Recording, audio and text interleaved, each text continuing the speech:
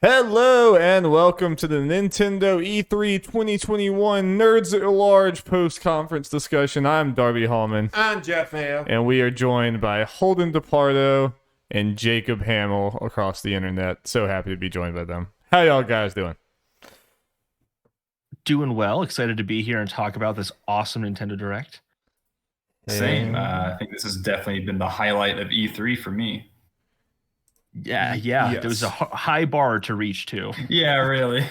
Well, after Capcom and Gearbox, you know, we saw some all-time greats, you know. Yeah, it was nice knowing with Capcom they're going to make DLC for Village at some point. That was such a great reveal. What a shocking announcement.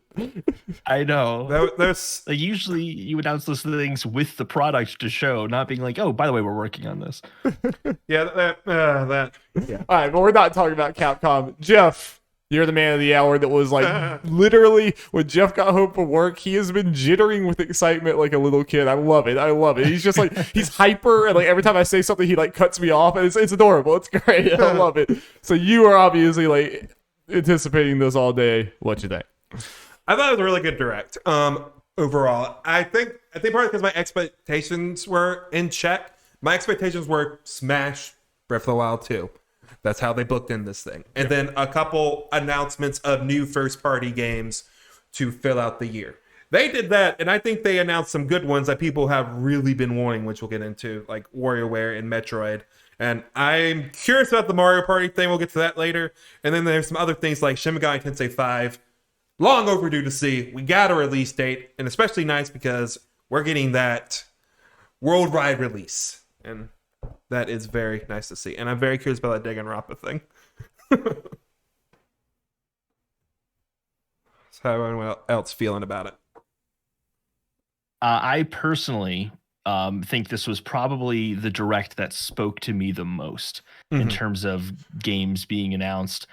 This is like the Game Boy Advance nostalgia hour for me. Yes. Where it's like we had WarioWare. I loved playing WarioWare on my GBA when I was a kid. They did Metroid Dread, which I know is not a remake, but it's a sequel to Fusion, which I loved playing on my GBA. Advance Wars 1 and 2. Like, I thought that franchise was dead. And there it is. And it's like, holy shit. I also loved playing that on my Game Boy as a kid as well. So I'm like, the last half of this year is just like Holden replaying like GBA games in the best possible way. You include all the games mentioned, and then Pokemon the Diamond and Pearl remakes. Like the last half of this year is going to be awesome for Nintendo. I'm fucking pumped. Jacob, I absolutely agree.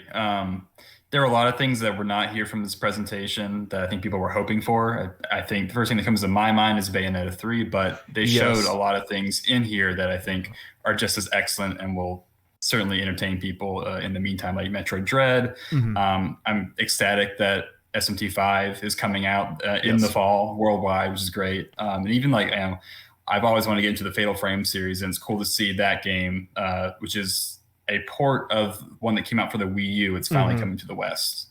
So that's awesome to see. Yeah, and I pulled up the IGN article just to kind of see what it's all about. And yeah, the update, I guess the main things, enhance upgraded visuals, which it looks good, and has a new photo mode. Yeah. So that will be nice. Yeah, I mean, I echo what all y'all said. I think this was a very solid, very good direct. And there's multiple games that I didn't expect or didn't know or whatever that I'm like really interested in. I think Fatal Frame, I saw that, I was like, this looks really good. This looks really fun. I've never actually like taken the time to look into Fatal Frame at all. Same. I've just heard about it. It always sounded like a cool concept, but it was the first time I actually saw it, and I'm like, oh wow, this I mean, horror can be kind of hit or miss for me, but that seems like a very interesting looking concept for that. And being on Switch would be awesome. But obviously, like Breath of the Wild 2, all that stuff was great. I think Metroid Dread is my game of the Joe. I mean, I think that's the thing that I'm most excited about. I think, and I saw a little bit on Twitter, it sounds like as far as new game announcements, that's the one that stands out for people for sure. Yeah. And I think, well, honestly, as far as overall E3, I think that's one of the standout ones. 100%. And yeah, day one. Yeah, I mean, even like obviously Breath of the Wild 2 is probably my favorite game of all these or whatever, but it's like, seeing more Breath of the Wild is like, it's good and I wanted to see it, but I also just want the game. It's like, I don't need to be sold on Breath of the Wild. It's kind of, it's like, yeah, whatever. But Metroid, I'm like, yeah, it's been a long time since I played a 2D Metroid, and that was kind of like the origin of what the Hollow Knight and all these other games of like, taken and run with. So it's kind of cool to see a more modern Metroid, 2D Metroid like that. And I thought the art style and just like the like weird stealth mechanics, there's a lot going on there that's very different from just the standard Metroid game that I think looks very interesting to me. Indeed. And the gameplay they showed off today totally shows this was like just saying there's like 45 hours of gameplay, and the stealth stuff is super interesting. They showed that robot in the trailer.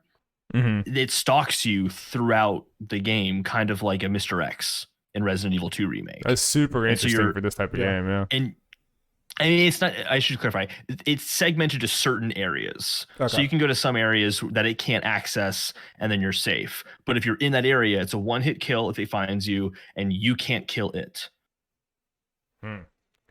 And it seems like they've done a lot of work in designing the levels so that in one room you can run around a lot to try to avoid it and hide from it. And there's abilities centered around hiding from it. It looks really interesting and a very different take on 2D Metroid than I've seen before personally.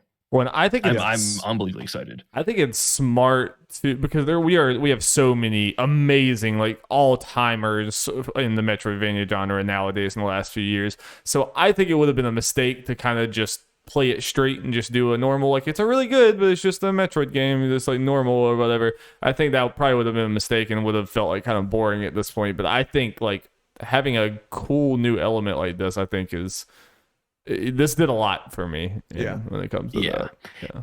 It's also surprisingly cinematic for a 2D game. Like there are moments where the camera will pan to or zoom in or re-angle itself to present whatever it's trying to show you in a way you would normally see in a 3D game. And then it goes right back into that 2D mode. But it's so seamless the way it does it. It'll happen like in the middle of boss battles and stuff. It's definitely taking that Metroidvania to the next level for sure.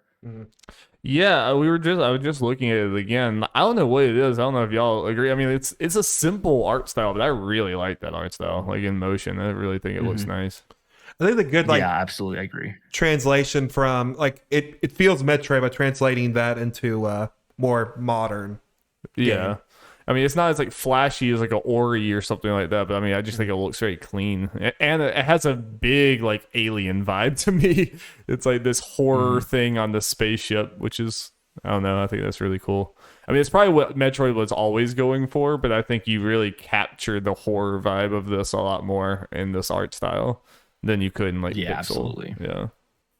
And those backgrounds too, as they show Samus going to different areas, some of them really make the environment feel very open and epic as well. And I really am excited for you guys to watch that footage because it looks unbelievable seeing it in motion and seeing kind of what they do with even just the backgrounds and how it integrates into the game itself. It's surprisingly cool. Sweet. And soon is October. That's awesome. Yeah. Yeah. In the grand scheme of things. Hell yeah. Yeah. So yeah, that was my favorite thing of the show. But there are many other things that are cool. Obviously, we can talk about the Tekken character. I mean, that's huge. Yeah, let's go. Yeah. Yeah. Take it away. I know nothing about Tekken. I literally didn't know who this guy was. So. Yeah. I played a fair amount of Tekken, or Tekken 6 in particular, on my PSP. So that's where most of my Tekken experience just kind of starts and ends. But the trailer was great as far as just him tossing everyone off into a volcano. The Kirby one was hilarious. Yes. When Kirby floats back, that was awesome. And Sakurai at this point is just flaunting that he can like show every Smash character dead, and Nintendo's not going to do anything about it. He fucking kills Ganondorf. Start the trailer, it's so good.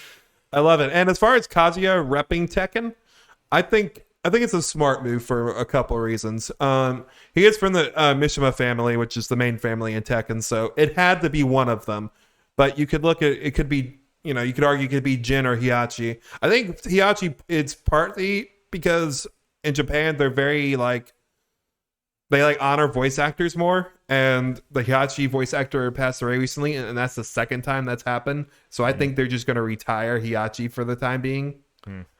So I think that's part of the reason, and you can maybe say it might be PlayStation All Stars partly as well to not do that. Yeah.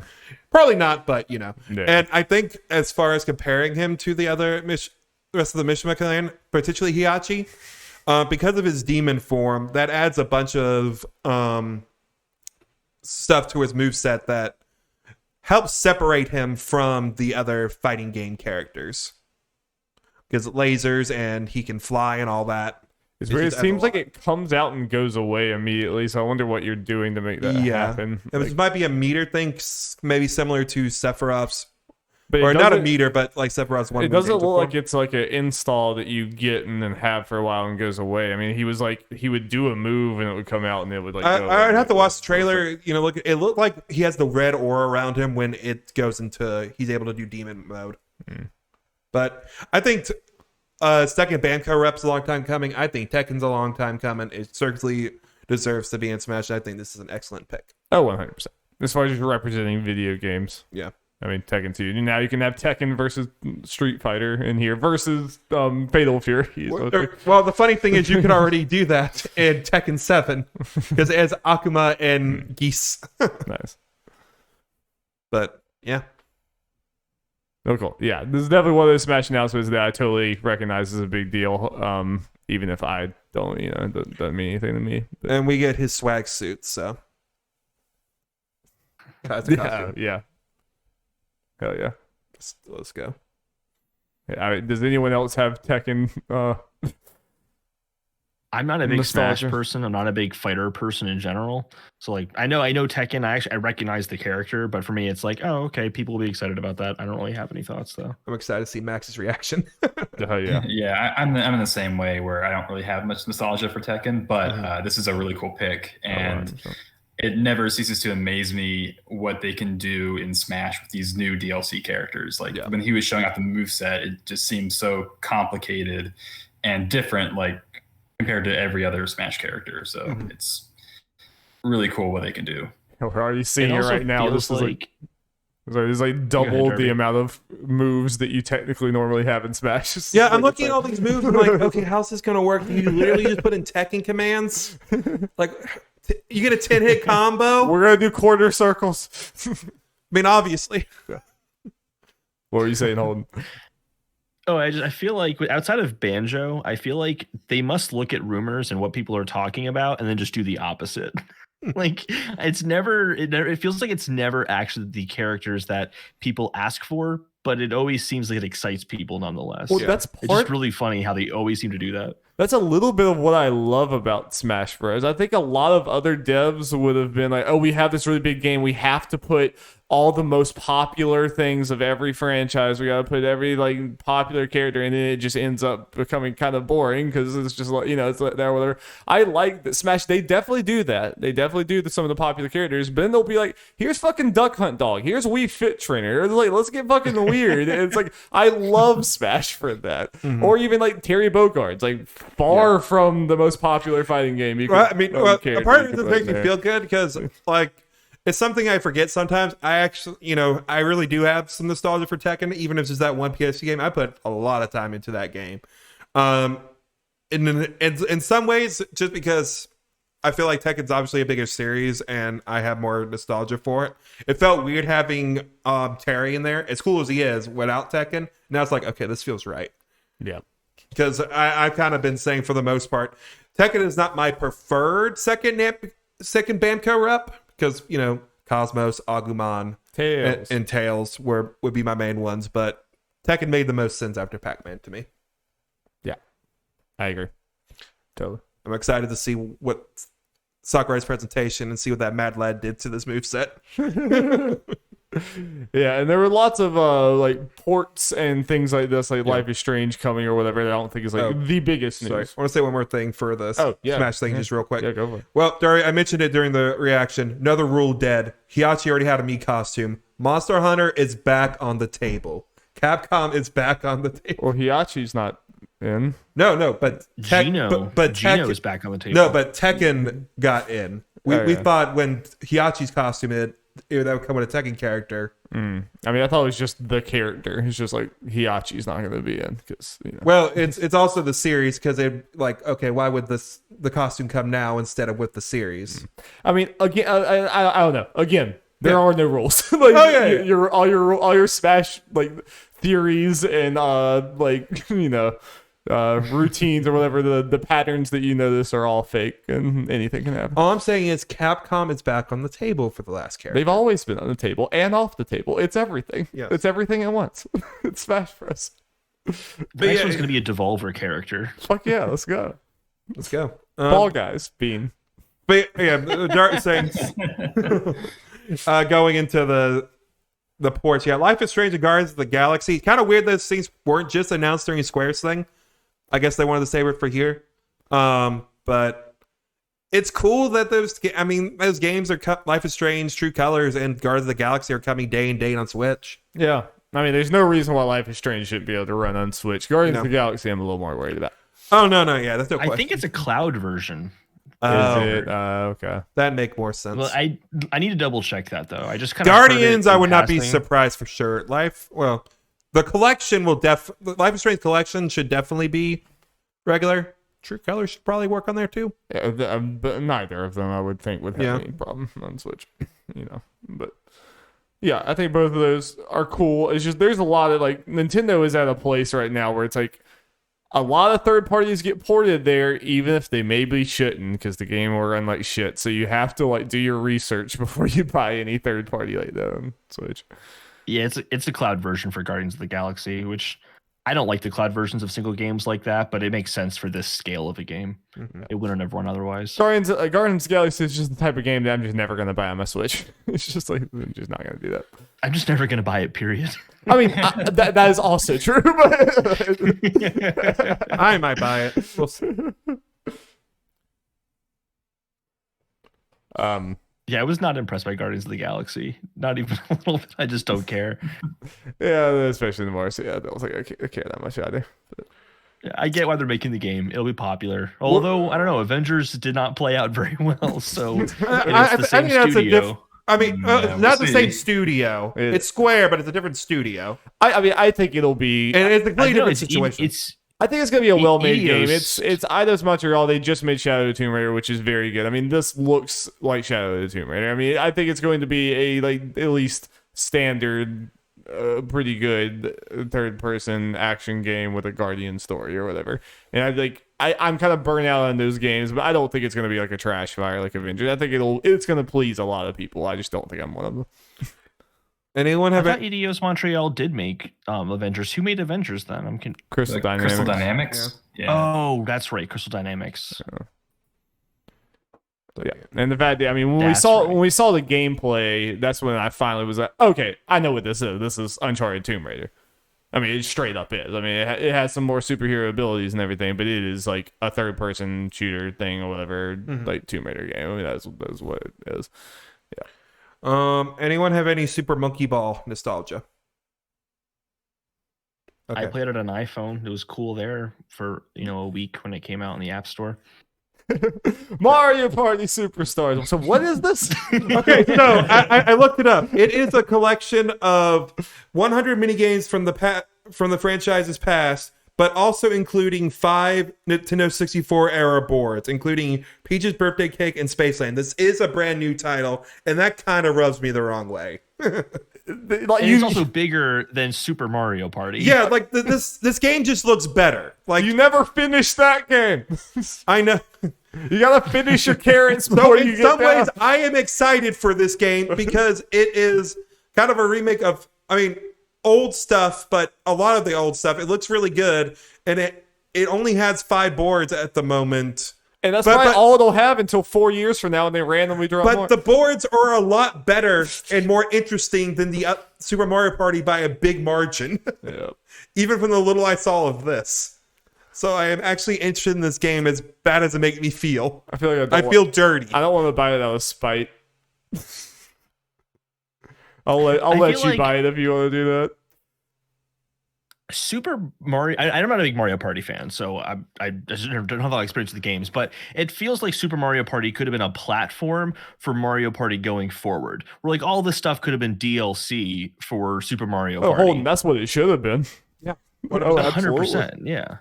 Also, it's kind of weird. Game, oh, go ahead. I was just say the game sold 10 million copies or something ridiculous It's like still that. Like selling. People would have bought. It's still selling. Yeah, people would have bought DLC for that game. Yeah, it's at 13 million. It's on NPDs about every month. So I'm kind of surprised they're actually putting out a completely new Mario Party. I think. And why did they do multiplayer earlier this year? Actually, like a month or two ago. I think. Why did they bother to do that? Okay, so people thought this might be the case when it happened, and I think this kind of confirms it.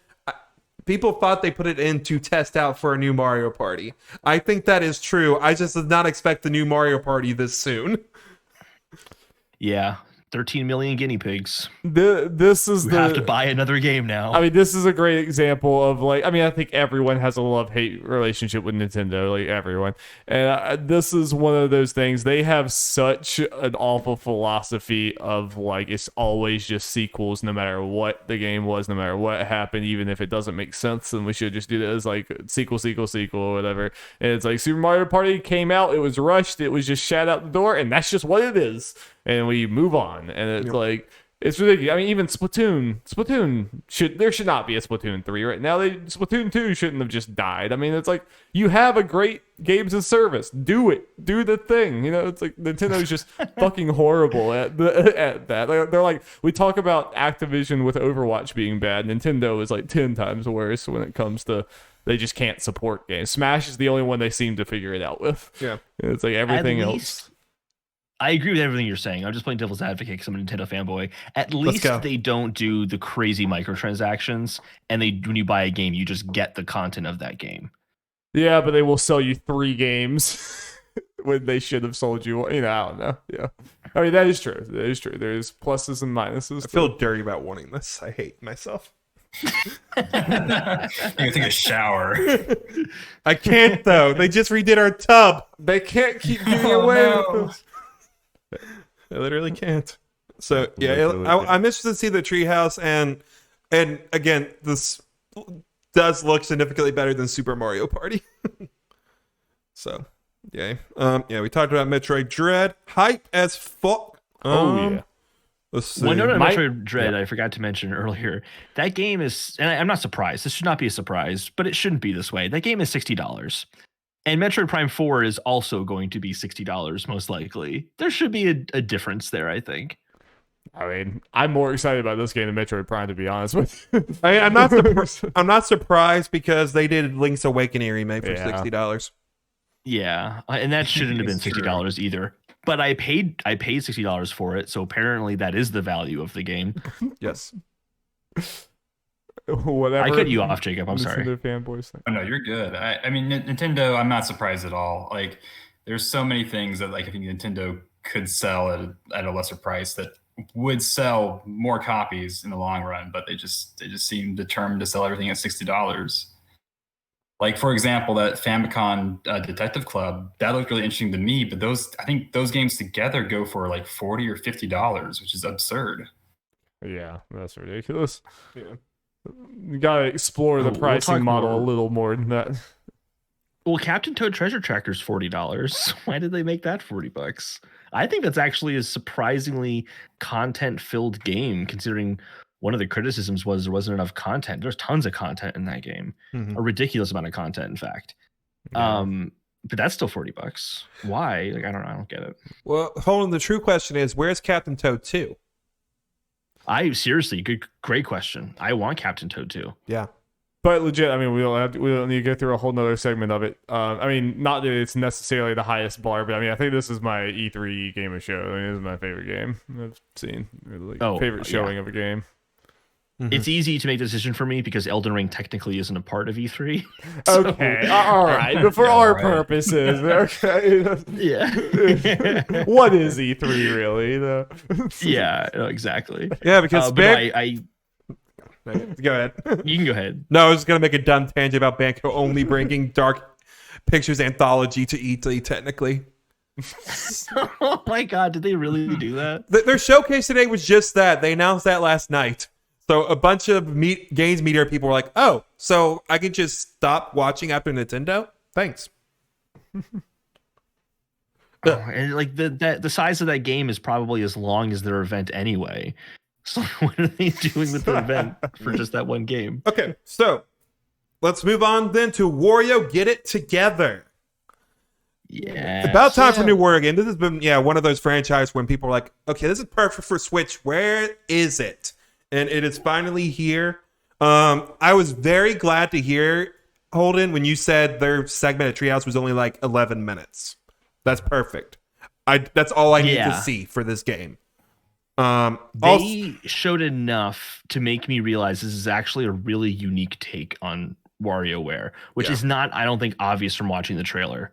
It's surprisingly interesting looking, actually. Yeah, and I found an IGN article on it. Spoilers: there are Nintendo-themed games like they normally are based on games like Animal Crossing and Fire Emblem. Okay, so I'm kind of ignorant about like I've seen WarioWare. Yeah, I've obviously like seen the mini games and stuff, and they always look interesting. But like, is it like when you play this game? Is it just like you play randomized mini games just for a while until you're done, or is there like an end goal or something? Like how do they work? The structure is you'll get like a world map very similar to, Super Mario Bros. Or something like that. But when you choose an area, they basically create a small collection of these micro games, and then you have to run through them without failing. Okay. And then once you've beaten that set collection, you can go back and replay that set collection, but infinitely, and it'll keep speeding up until you eventually lose. So you kind of go for a high score. Okay. And I like the new 2-player aspect of it. I'm curious how much of that is. That sounds like a fun time. Oh yeah. That is a stream derby. Oh yeah. So, yeah, that's going to be a lot of fun to stream. Especially, so what's unique about this one, which is really interesting, is there's a character selector. And for every world you do, you choose 3 characters to play as. And each character controls in a different way, which means you have to approach each micro game in a different way. But it cycles through the characters randomly. You pick 3, and it cycles through those 3 characters randomly. So you have to think about immediately, well, how do I do this micro little puzzle they have here for me? But also, how do I use this particular character's movement method to do this particular micro mini game? It looks interesting for WarioWare. It's definitely a unique spin. Let's go. Looks neat. The next game, Jacob, tell me how hyped you are for Shin Megami Tensei 5. I'm really excited. This looks really cool. It's very recognizably SMT in the gameplay and the combat, and I'm here for it. Those are also the most ridiculous school uniforms I've ever seen in my life. Who designed these? So, I was about to say, I mean, why couldn't we wear that? We didn't even wear uniforms, obviously, but it's like I want to wear like a crazy floral like Prince jacket. Couture school design, school jacket. But no, it looks really cool. The narration here was kind of strange I feel like for SMT, but I'm really keen on this. And it's cool that it is coming to the Switch. I know SMT4 was only on the 3DS, and then before that, it was PlayStation 2. So it's nice that it's going to be on the Switch on a proper mobile console. Yep. And same day worldwide release, Jacob. We don't have to wait. Yeah, it's also big news. Was there a delay between SMT4 and in Japan and in America? Yes. I'm not sure how big it was, but yeah, they were making a big deal about the fact it's going to be a worldwide release. And now obviously people are like, okay. Now, especially now that all other major Japanese series are doing it at this point, even Dragon Quest, okay, Persona, you got to do it too. Which I think they will since they're doing it with SMT. But it's the same developers or same studio, right? Yes. Persona is a spinoff of SMT. But it's grown so much bigger. Yes, 100%. Yeah. Oh Yeah, it's Atlas, and then Persona is handled by a different sub studio than SMT. Mm-hmm. Yep, and release date I like because at least at the moment there's like nothing around November I care for at the moment that I can think of off the top of my head. So that's a good time for me to jump into this meaty RPG. If that stays the same. Was this the first time we've seen gameplay? Yes. Yeah. So unfortunately, this stuff leaked beforehand, the date and all that, and some of the details. So this was less surprising. I knew it was going to be here, but I didn't actually look at the gameplay details. So seeing all that was nice. So Jacob, you were saying that the gameplay looked like Nocturne. Is that like different than all the other ones, or something? I have not played 4, so I don't know what differences. I do believe SMT4's gameplay was a little different than the systems present in Nocturne. Visually, it looks different at the very least. I have to dig it, I'd see more of the system, maybe refresh myself on 4, but yeah. Yeah, it looks like they're using the push turn system, which is what is the combat system is called in Nocturne, where you can acquire more moves and kind of keep your momentum going, but the enemies can do the same to you, and you can lose momentum very quickly, and they can easily wipe you out if that happens. So that appears what's going on in SMT5. Danganronpa, bitches! I just skipped to that new game. I need to see that again. Something new. There's fucking board game. Apparently, it was a board game until that just expanded on. Danganronpa, but Mario now it's Party? a JRPG. So luckily, they said you can buy this separately digitally. I might have to. So it was a real ass board game. Yes. So literally. This is just literally taking the characters from all the games, mushing them together in some JRPG thing. It's probably going to be very bad. Yeah, I was about to say, it has like a 70% chance of being complete trash. Yes. But I think it's going to be that's what it's called after all. Yeah. And I will probably try it out. Because I am weeboo trash. And we love you for that, Joe. Thank you. But if anyone has any interest in these games, I recommend giving it a try. I love this series so much. So good. I mean, they definitely never played them before. Now you can play it on the toilet. That's what was holding me back from playing the whole time. Is I want to play Danganronpa, but I can't do it on the toilet. So now, you're right. Good point. Yep. Now I can. Barriers have gone down. Fucking Fatal Fury. This looks sweet. Fatal Frame. Fatal Fury. Fatal Frame. That does look really. Honestly, Bogard comes in here. I want to see comparison shots because the only reason I thought I recognized the names. The only reason I hesitated on it being a port because it does look really good. Visually. Yeah, it does. Huh? Yeah, I believe this game was on the Wii U. Only in Japan. It is. Yeah. I don't know about this. Let me check on the Japan part. So this one is that fourth one or whatever, like the latest one or whatever that never came here. That is what this one is. Yeah, and I think that was the last game of the series. No, it did come out worldwide. We got it in 2015. Oh, okay. Never mind then. Well, still, this is really cool. Yes. I hope. Yeah, I wonder if it's going to be doing anything interesting if the Switch is undocked, maybe, since you are controlling a camera, use a camera to capture or fight ghosts or whatever. I wonder if it'll do something fun with it. If you maybe like a gyroscope or, who knows what. Would be an interesting twist on. I just feel like there's a lot you can do in a horror photo game. It kind of like forces you to interact with the environment, and there's definitely lots of room for. Oh, also something interesting. It's coming to everything else as well, not just Switch. Okay, I definitely think I'll probably play. Oh yeah, it was a nice thing. Partially because of the way he said the gyro might actually be really nice with that. Yeah. It's very interesting. Yeah, but if that gyro, what's the point? Man. You know, I'm down. Super down. Holden, tell me about Advance Wars. Oh, Advance Wars. Advance Wars is the same. On Game Boy Advance, is the same team that made Fire Emblem. So it's kind of like their strategy game, but with like a more modern military. Mm-hmm. And they had 2 games of GBA, 1 on DS. And they were fantastic and they were awesome. They don't have the deep story that Fire Emblem does. It's much more like lighthearted and comical. So I just hadn't heard anything from it since like 2008 with Dual Strike on DS, and I'm like, oh, this franchise is done. But they're rebuilding both of the first 2 games from the ground up for Switch, and the art style I'm mixed on. There's some parts I like, some parts I don't like, but it's going to have online multiplayer now, so you can play online with your friends against them. Okay. I'm curious if the That's map cool. maker will be there, where you can make your own maps and then play against your friends on those maps. But it sounds like it's the full experience. From everything we've talked about, it seems like it's the full experience, and I think it looks awesome. It's exactly like I remember the original games being, and that's a good thing because they were perfect. Nice. Hell yeah. I mean, everyone I know who's into these games are not like, no one's just like, yeah, it's pretty good. Everyone's like, no, legit, it's great.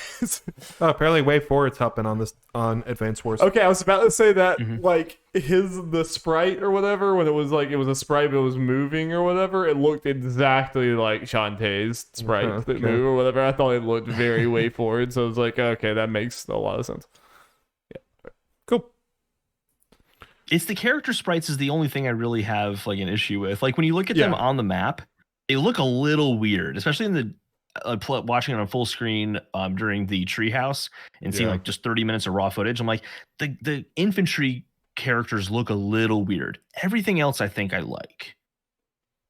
Yeah, you can get used to it for sure. I mean, it's definitely seemed like slightly more like budget. It's not getting a crazy thing, but as long as I would think as long as the gameplay is there, I mean, that's the most important thing. Yeah. I just hope people buy this because I really want to see more Advanced Wars games, and it will never happen if people don't buy this reboot. I mean, I probably should check it out because like everyone always says it's like the mechanically better Fire Emblem, and I am pretty done with Fire Emblem at this point because it's just gotten so like the actual strategy of it is so like mindless and not super interesting anymore, and that's why Three Houses was like a really big letdown for me. So I should probably like check this out. I really probably should. Yeah, this is definitely I think has more interesting gameplay than what I have played of Fire Emblem. You can either like take out everyone or you can capture the headquarters of your enemy. And you just like, you kind of have to think, okay, what's more effective in this scenario? Can I just go straight for the headquarters or what do I have to account for? Each unit has different like abilities. There's kind of like a rock, paper, scissors mechanic to it. How like in Fire Emblem, they have swords, spears, and what's the other one? It's like bows. Yeah. Axes. Yeah, there's kind of like axes, a rock, paper, scissors mechanic of what's better than the other. And what's effective and weaknesses are. But in Advanced Wars, it's that same system, but it's more, there's more depth to it.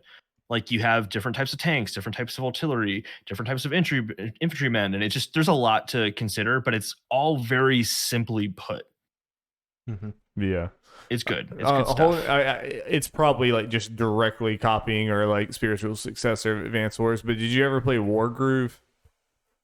I have it and then I didn't play it for some reason. I was so excited for that game. I don't know why I didn't play it. I have no idea. I've only played a little bit of it, but it was really fun. It sounds a lot like what you're talking about, where you have different like bases that you're putting infantry out on or whatever over time. You're trying to like get to different outposts, and like me and Jeff played against each other for like a video, and it was like really fun. It's something that like I probably should get back to because it did definitely like I would check that out. And the art style, I really like Wargroove's art style. Mm-hmm.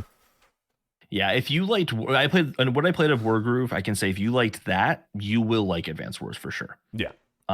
This is where we get to the pricing conversation though. This game is $60. Naturally. Oh gosh, yeah, no, you're sitting it out to die. I mean, this is like because you're already. It's not that popular of a thing. You really need to get to people, and like you need people to take a chance on this. And $60 is not gonna help them. Mm-hmm.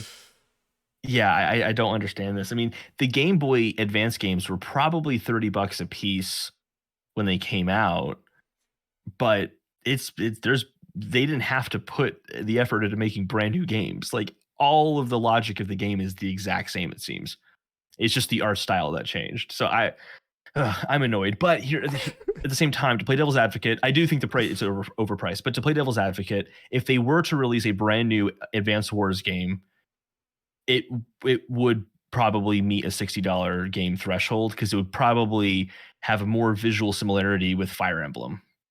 Fire Emblem Three Houses. Excuse me. And they probably want to test and see if people are willing to buy this franchise at $60. That's probably what they're trying to do. I don't agree with that, but I'm just assuming that's their perspective. Yeah. Yes. Well, then we get to the Zelda part of the presentation. Age of Calamity DLC. Let's fucking go. I get to be a guardian. Fuck shit up. We're gonna have a good time. Link has a weird double whip guardian arm thing. It's pretty neat. Zelda gets to ride a bike. I get to do wheelies on some fools. It's gonna be a good time. Be honest with me. How well does this game run on the Switch? There are definitely frame drops. I was about to say, I'll be honest with you, poorly, Jacob. I saw him play enough. I'm watching this and I'm poorly. like, I mean, this looks cool, but no.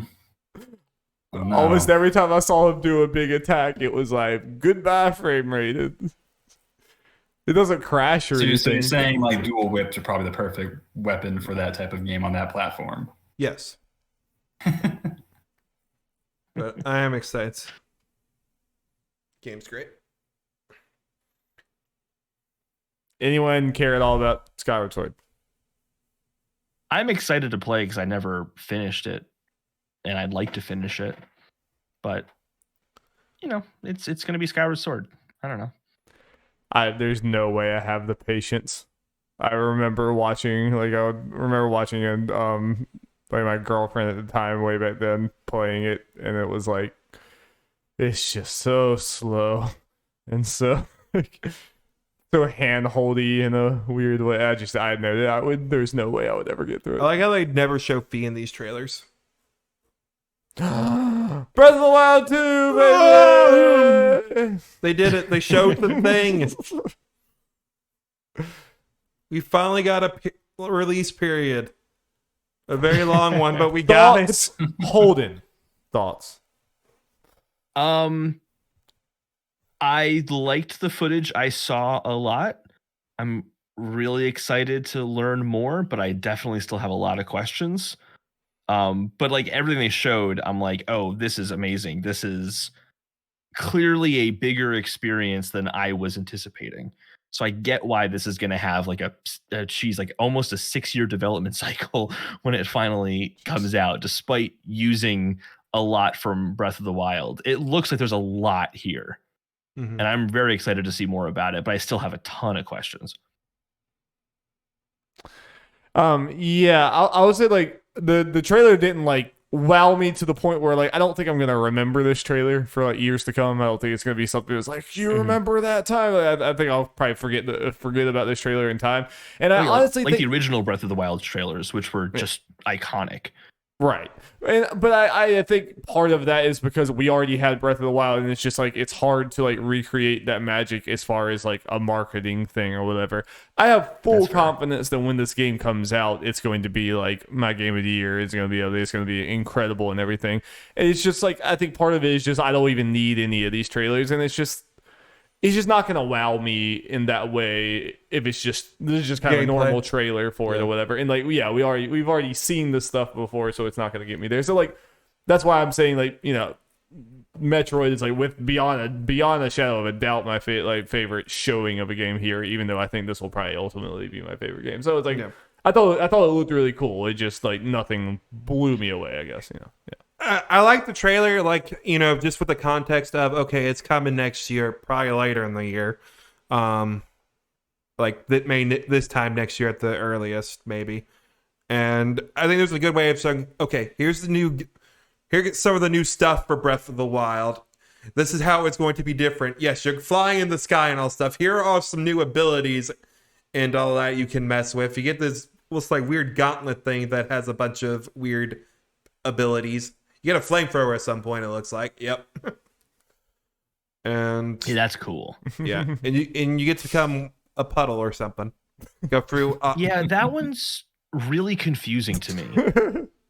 Like what I can't imagine where I would find it useful, because I'm seeing him go through something, but I'm also thinking, well, you could just climb up it. Like, why do you need that? So I'm really curious to kind of see how that gets expounded upon when they show more. I feel like exclusively puzzles. I feel like there should be some puzzle mechanic where you like you have to go through things to get to something or whatever. But like, it's definitely like in shrine areas where you can't climb everything. Yeah, I mean, most Breath of the Wild abilities are very like physical and physics based, and it's like you're doing something, you know, like lining something up, doing whatever. That definitely looks more of a I click this button to do this and go there, you know. It's like tinfoil hat, little conspiracy theory here. Oh yeah, baby. We love those here. The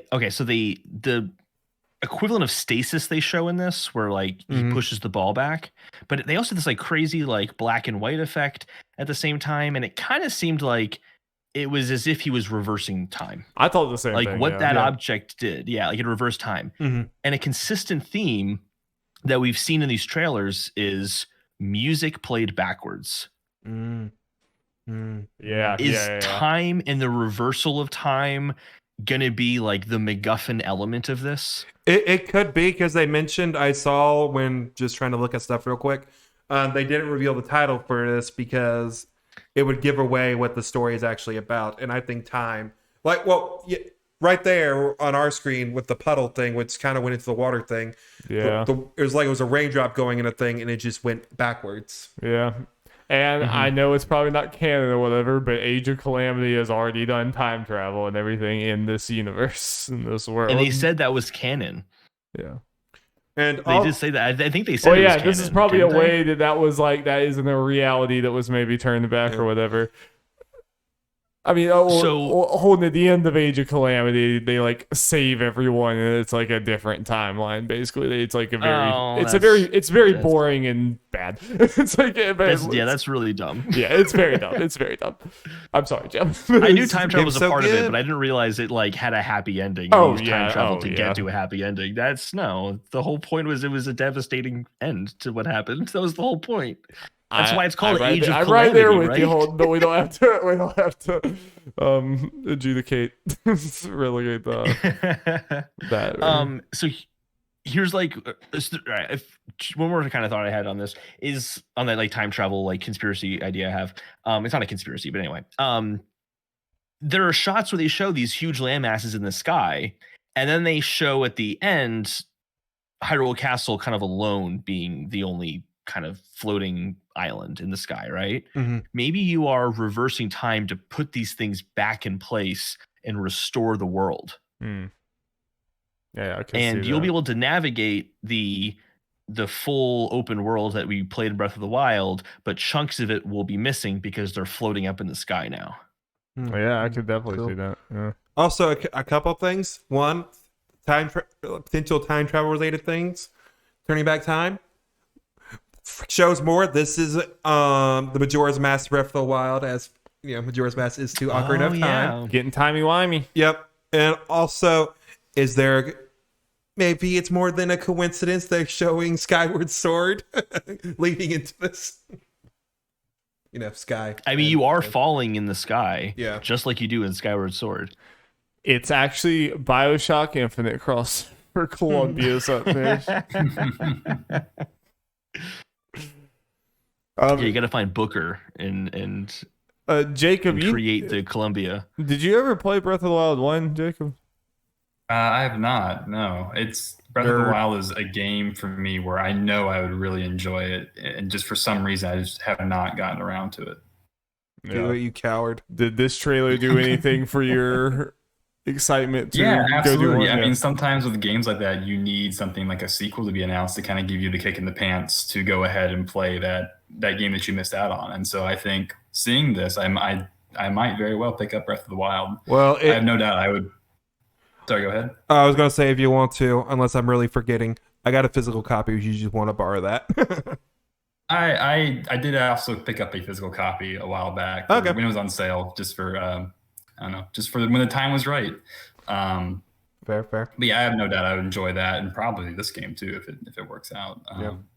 I know Sounds like it's a game that has a lot of tinkering and mechanics in the world, and I do like those types of systems and games. So. I just love that people still discover shit in Breath of the Wild where I see videos like, wait, you can do that? What the fuck? Yeah, Jacob, I think you would love it. I mean, Yeah. it's as far as just like discovery of just like things in the world, whether it's like physically finding things in the world, or just there's like, it's a giant play box where it's like, oh, let me try to do this. Holy shit, that worked. It's like, Yeah, not handholdy. You can do Yeah. things at your own pace. Yeah, I think you'd love it. it's also just super fun to walk in that game and walk around and take in the scale of everything and find new stuff, just to walk around and aimlessly with no goals at all. No, very, very few games can achieve that. that was like my entire playthrough. I never had a goal, I guess, until Ganon at the end. But I was like, I guess I'll finally punch this thing in. But it's like, I was just like, wandering around, just aimless boy. Yeah, if I ever all go those back. things. Go ahead, sorry, Jacob. I was gonna say, all those things I really enjoy in other games. So for them to kind of coalesce into this one game, I should just get around to it and stop beating around the bush.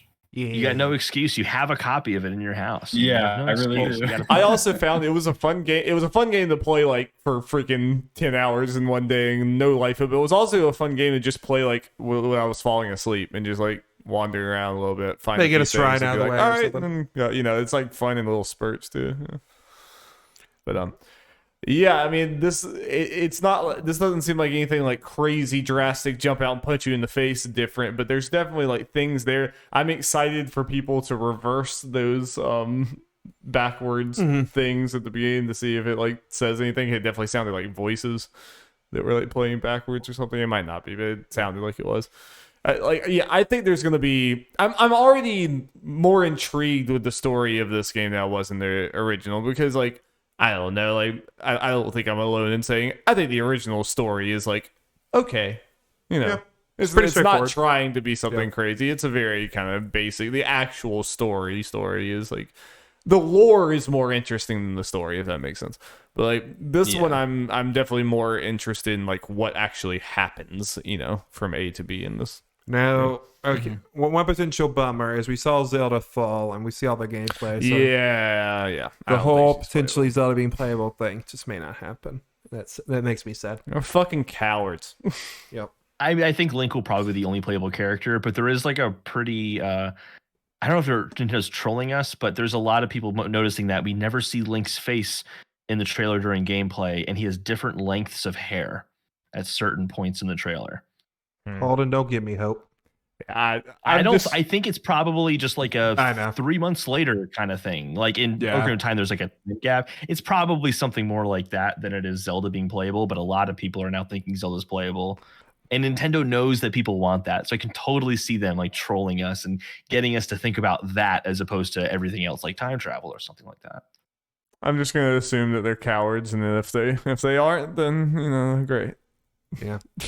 Well, according to Ubisoft, it is it's just really hard to animate women. True.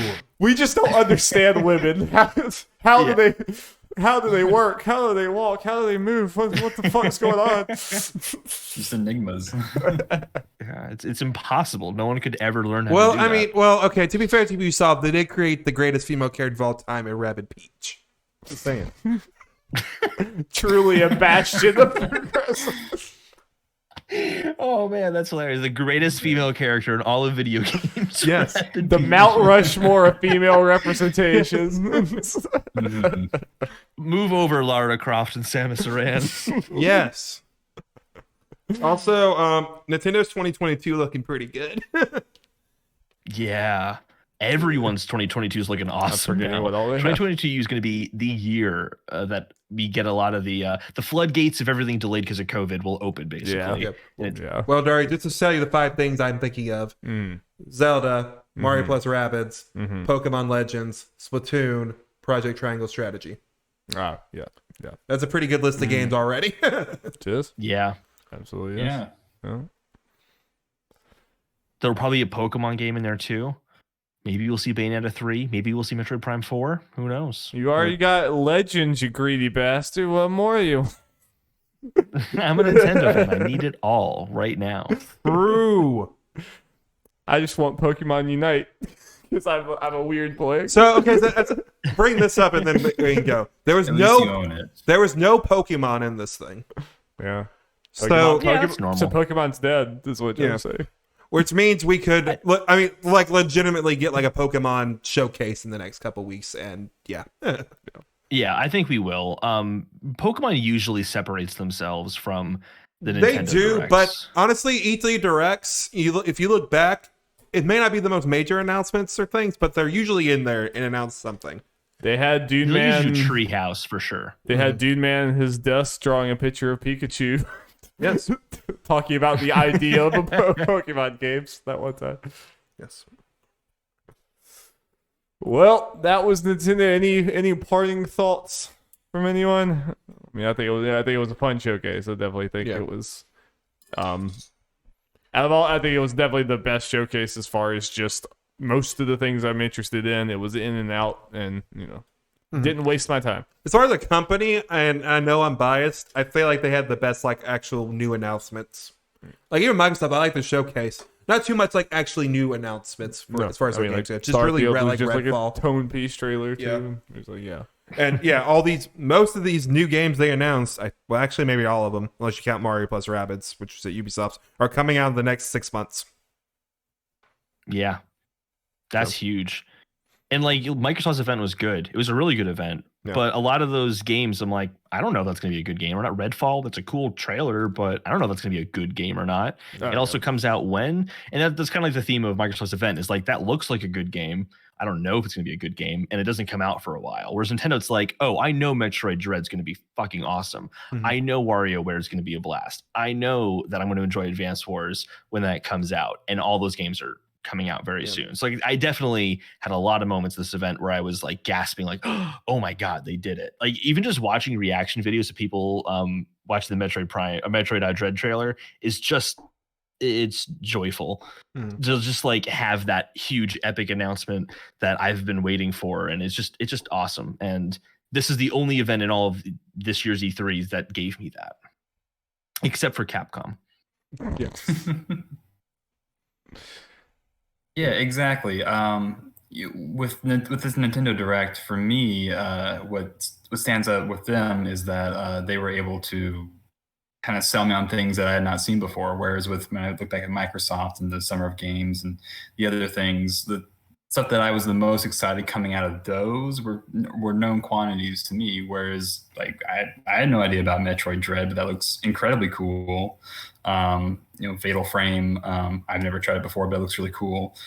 They just did a really good job here selling me on things that are coming out very soon, and that look exciting. Yep, and it's all to mention, it sounds like they did a really good job showing off these games. A lot of these games are at the Treehouse, which I will be excited to look at that footage. Yeah, the Treehouse stuff is really good for all these games, so I definitely recommend checking it out. Let's go. Here's something I noticed too when comparing all these E3 events. When I watch anything but a Nintendo event, it feels like it's this transition between third-person action game or a first-person shooter. And the next game's a third-person action game, and the next one's a first-person shooter. Mm-hmm. And it just goes back and forth between those different styles of games. And that's fine. Those are good games. I'm not complain about those genres. But then you go to a Nintendo event, it's oh, they're making a big deal out of these micro games and Wario being crazy weird in WarioWare. That's not the kind of game you see at all these other events as a headline game to get super pumped about. And I think that's why I love Nintendo so much is I never know what to expect, but I'm generally pleased. That is 100%. It's not the same thing over and over again. Oh, it's 100% their biggest strength as a company is their variety. I mean, I've said this a bunch of times at this point, with Sony and Microsoft's catalog. A lot of times it's these are good games. They're really well-made games or whatever, but I do feel like I'm just doing the same game over and over again. It's just even the New Horizon, I'm it looks good. I don't know. I can't get myself too excited about it. Mm-hmm. And yeah, I do appreciate that. Something like WarioWare just Sony and Microsoft just would not put money towards that at all. That would just be seen to them as a waste of time. WarioWare is a showcase to Nintendo. Yeah. But if that game were to show up at a Sony event, it would be in some sort of indie montage. Mm-hmm. They would never give it floor space. Yeah, exactly. And so I think in PS4 there was like 30 first party games. If you also include like second party stuff like, Bloodborne, like 30 games. That's a good collection of games. Nintendo so far in the Switch's lifespan has had 74 like Nintendo exclusive games to Nintendo Switch. And they're all unique in their own way. They all test and make risks and don't follow traditional conventions. That's really impressive. That's an amazing track record. Mm-hmm. Yeah, for sure. All right, Nintendo, I hope you enjoyed us just fluffing you up. Just like we're just like Holden's just really aiming for that marketing position, He's right here. Yeah, I want to work at the Treehouse one day. That's my goal. No, I definitely agree. I mean, that's my favorite thing about Nintendo. I mean, like they have flaws just like everyone else, but as far as just like creativity, and especially creativity in gameplay, I mean, I think that Nintendo, so many of Nintendo's franchises, pretty much every Nintendo franchise is gameplay first. And I think some of the other companies could stand to do that more. I think too many times, like, these companies, they just have a bunch of money and they're like, if we're putting this much money in the game, we have to make it as mass appeal as possible, so let's just do a third person action adventure game because that's like the default game basically. And it's like we spent too much money, we can't, like, we gotta play it safe. And I do appreciate that, like, you gotta take some risks sometimes. You gotta make some gameplay. And I like your call out. I like your call out of Horizon, where it's like, yeah, that does look like I'm sure it's gonna be a great game. I have no doubt about that. But it does look just like the first Horizon game.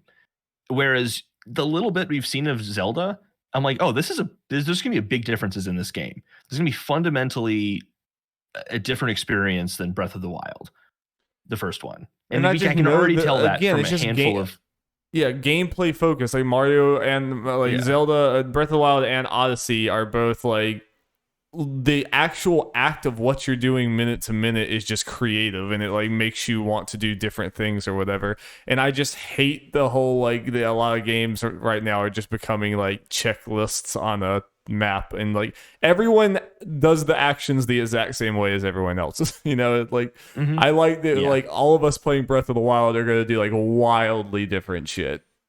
It's exactly. Gotta love Nintendo. Well, that's been our reactions and discussions for the Nintendo E3 2021, and that's the end of our E3 coverage for the most part. I mean, there's really no other press conferences we're doing anything for. So, stay tuned for the Nerds at Large. The next episode of the Nerds at Large Gaming Podcast is going to be a doozy. I'm not completely sure how we're going to format the stuff. We have ideas, but yeah. We have too much content because we just have like a million games we've played to talk about. I know. I'm missing out on Ratchet and Clank right now to be here. Oh, it's so good. Oh, it's very good. And look forward to me playing the new video game meme Chaos, aka Final Fantasy Origins. I'm gonna play that right after we record. Actually, I have it downloaded. Hey, fuck up that Chaos, okay, Holden? For me, kill Chaos. All right, thank you guys so much. Definitely go check out Holden at Respawn Aim Fire. They have an incredible podcast over here. We're so happy that he joined us for all these reactions and everything. It's been a pleasure. So definitely go check them out. I'm sure y'all have post E3 stuff coming up too, right? Yeah, we'll post E3 stuff, and thank you for having me as well. It's always nice talking to you guys about video games, but also just like the hype of E3 just makes it all better. It's a great time. Good time for video games. Absolutely. And definitely go check out published video game writer Jacob Hamill. Oh, that old thing? No. Yeah, we're very proud of him. I mean, you can check out, he's the only one holding up our WordPress.com thing, but he also has an awesome blog, and he's actually a smart person, unlike us, when he talks about video games. I'm a fucking dork. I wouldn't say that. All right. Well, thank you guys so much. Peace. Bye. Bye.